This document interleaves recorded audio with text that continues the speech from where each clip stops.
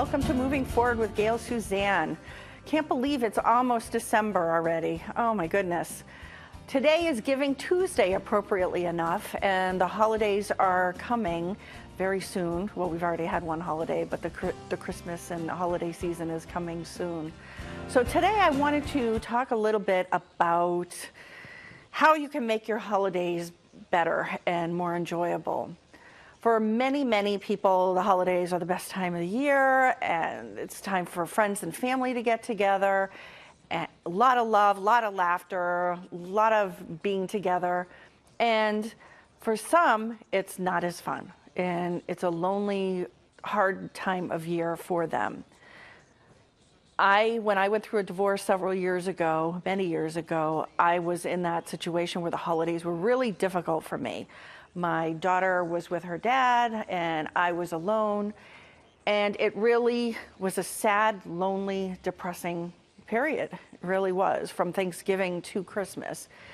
And, those were my holidays that I celebrated.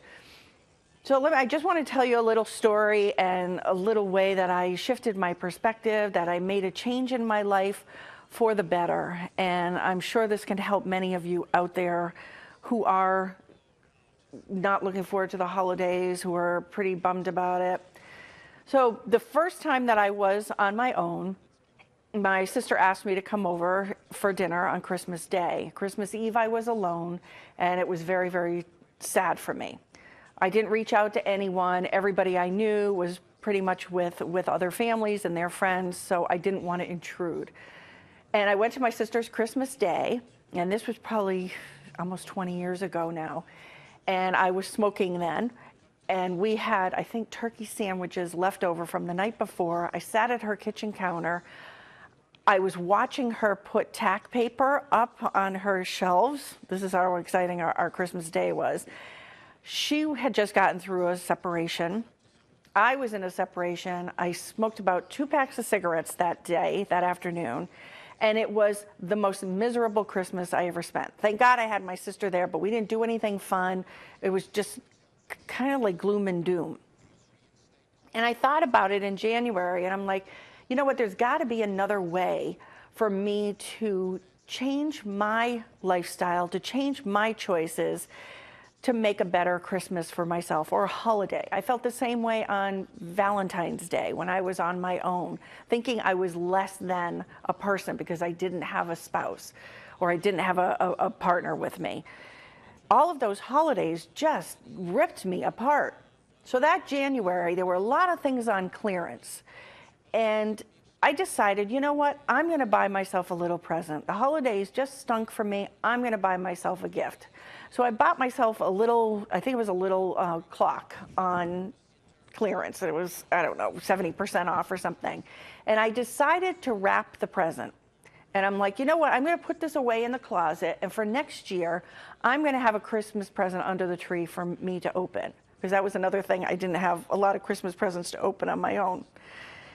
And I bought a few little things. I bought a scarf, I bought some mittens, I bought the clock, just things that I wanted, that I liked the style. They were perfect for me, but I was gonna put them away.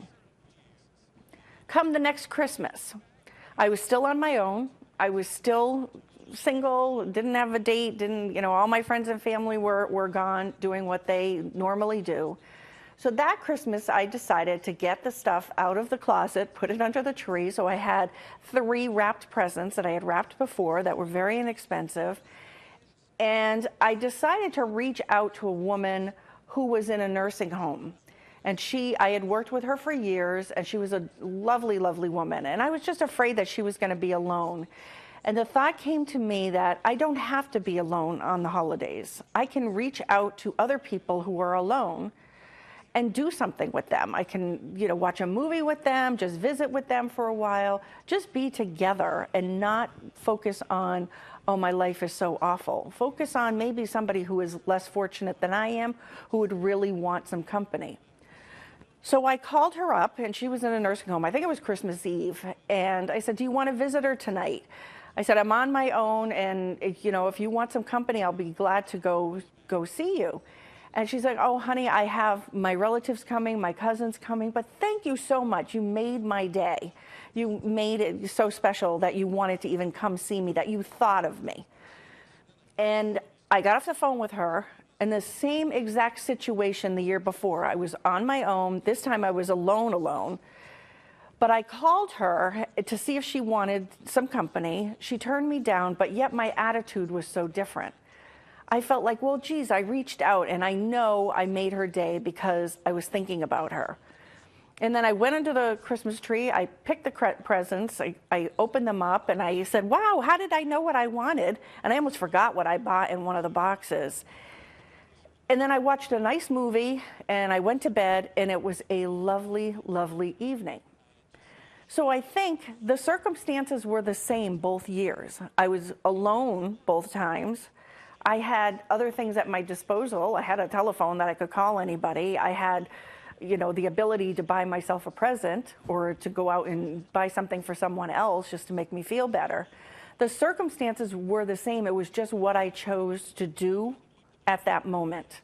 I chose to take care of myself, which was buy my presents a year before, and I chose to reach out to someone else. Had she said yes, I would have gone over there and I would have had a lovely evening.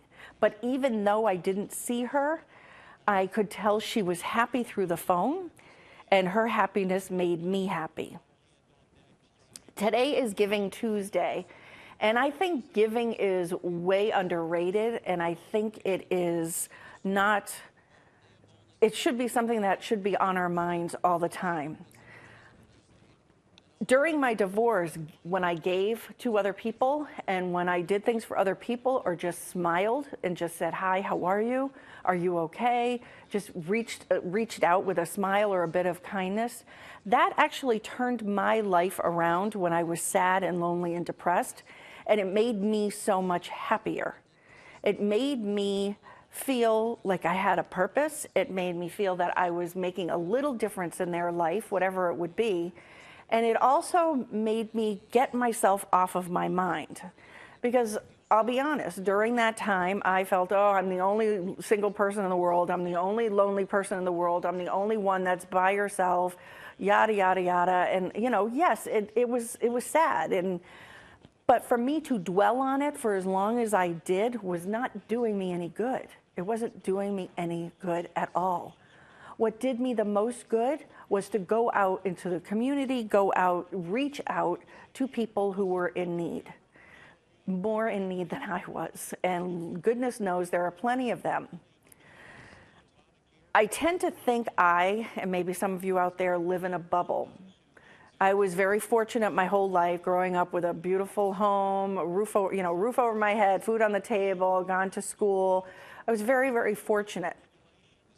And the people around me were just as fortunate. The people in my neighborhood were just as similar as I was. And that's how I grew up.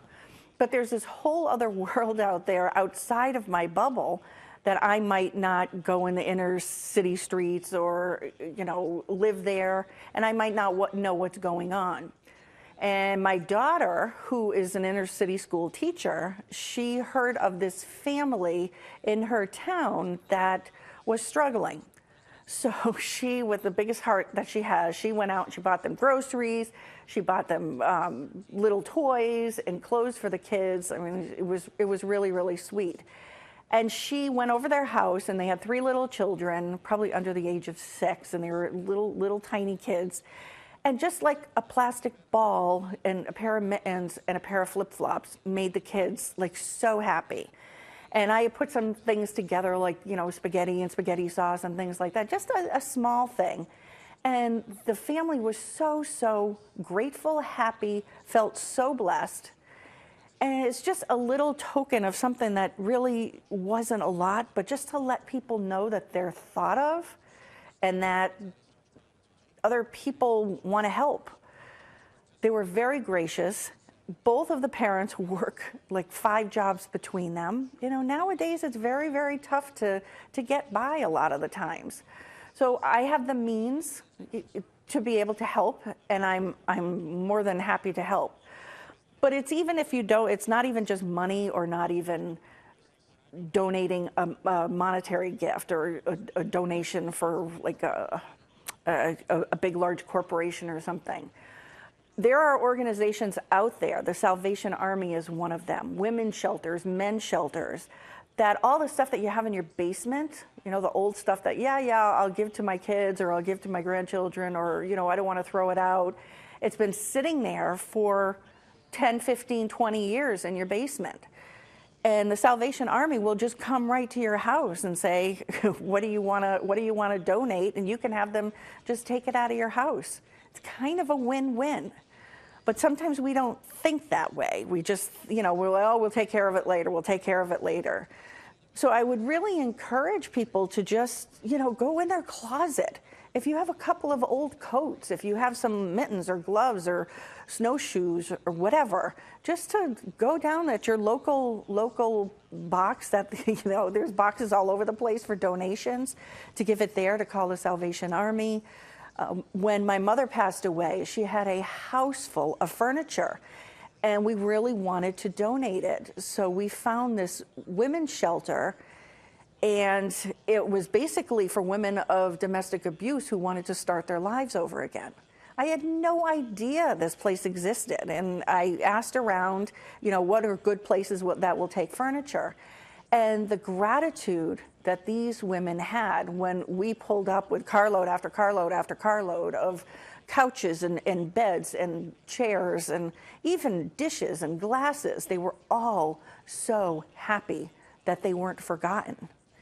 And I think that's the biggest thing. You know, when I was on my own, I felt forgotten.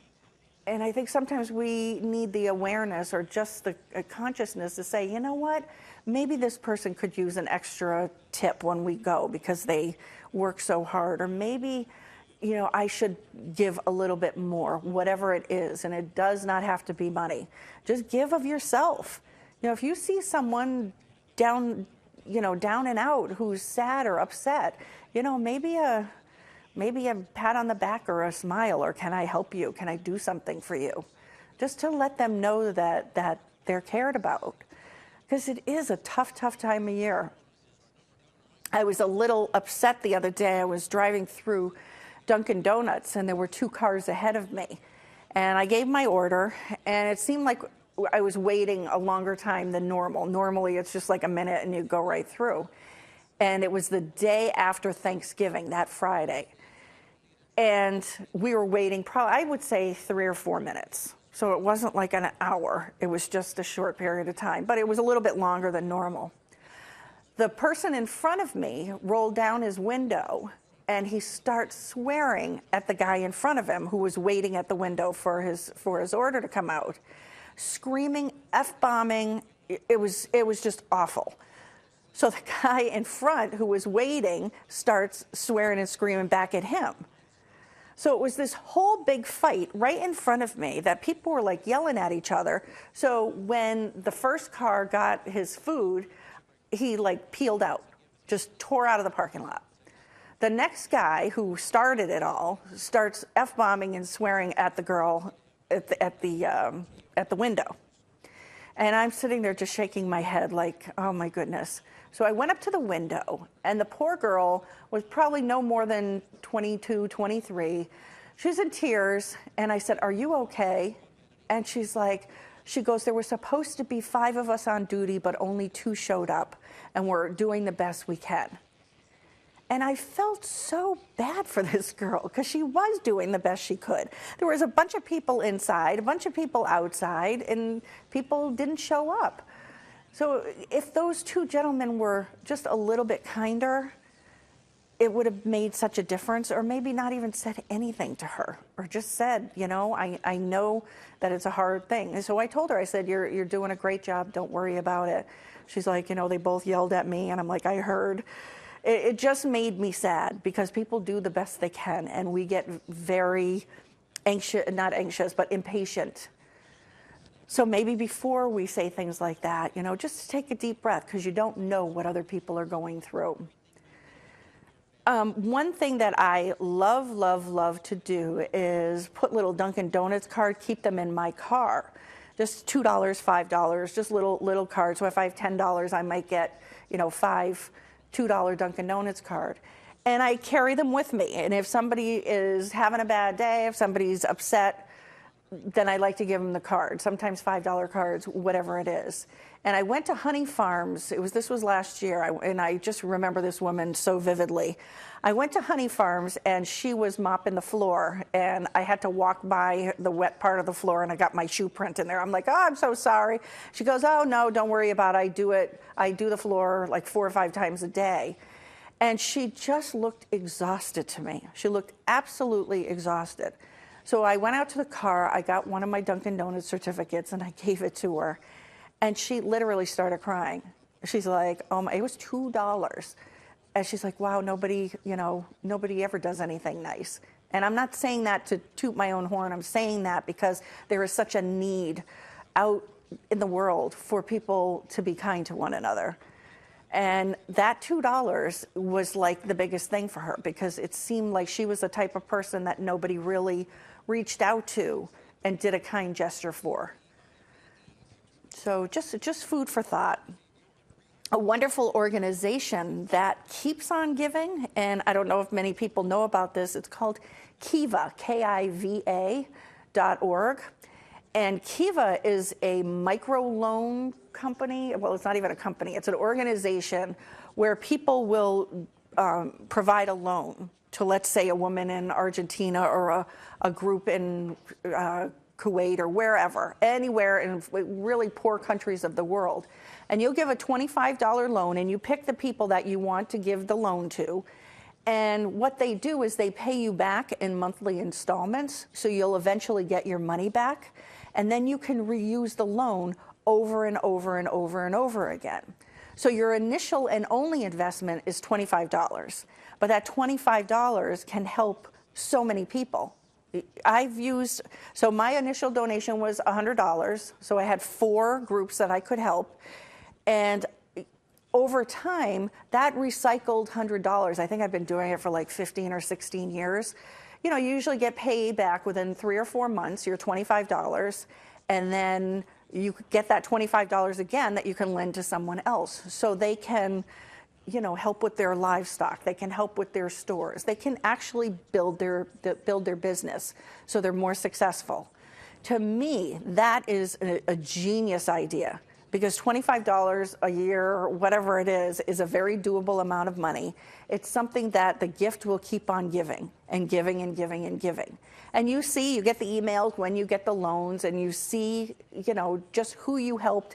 And it's so cool because you can pick the country you want to help someone. Let's say your ancestors are from a certain country. You could just pick that country and say, I just want to help people from Turkey or wherever it is. And it's just an amazing, amazing thing, because it's like a recycled giving thing. So that's one that I really, really enjoy. I think that the whole point of this show today is just to know that your life can be improved if you reach out a little bit to someone else. And like I said, it doesn't have to be money. It can be recycling the stuff that you have in your house. It can be helping a neighbor, inviting them over for soup or something if they lost a spouse. We recently had a neighbor lose her husband, and I had this big, huge vat of soup, and she happened to call me right as I was putting it in my dish. And I'm like, well, why don't you come over for some soup? I have plenty. And she came over, and it was such a nice visit. For me, for her, she wasn't lonely. And if you are on your own, reach out to someone and say, hey, do you want to spend the holidays together? The idea of Friendsgiving to me is just awesome. I love it. Because it doesn't have to have, family. It can be just people that that you care about. And for a lot of people, friends are family. I know my friends are family. And it's just a nice thing. One person brings a turkey, the other one brings the potatoes, and you just play games and have a nice night. I think the same thing for the holidays. If you're on your own for the holidays, reach out to someone who's in the same condition that you were in, or even worse. It's like, wow, that person from work might be by themselves, or, maybe they want to go to a movie or go out to dinner. So 2 lonely people together are not lonely anymore because they're together.